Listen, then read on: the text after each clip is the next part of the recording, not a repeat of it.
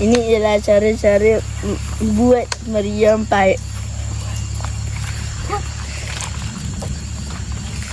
Okay, mula apa Fik? Buaya. Buaya kosong dulu. Buaya paip boleh mana, air hujan boleh. Okay. Ekor ada yang ikut sukat, ada yang ikut sukati lah.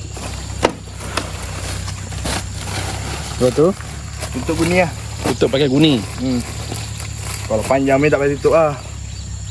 Lepas tu dah tunggu lah. Dia punya kabai. Kabai apa? Harga? Tak, dah berapa? Bubuh. Ha. Cap liter. Cap kita. Liter dengan kabai.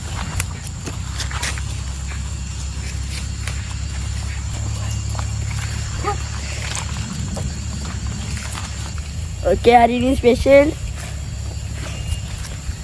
Ya, hari ni kita akan bakar apa? Meriam batang-batang buluh. Ni jap.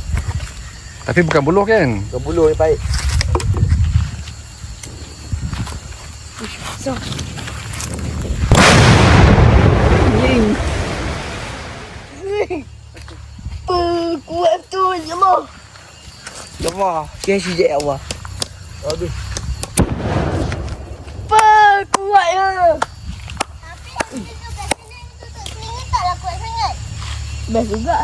Dah lambat ni. Mana batang ni lah.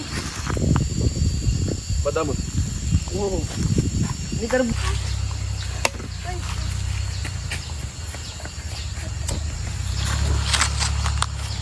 Bagi. Ying.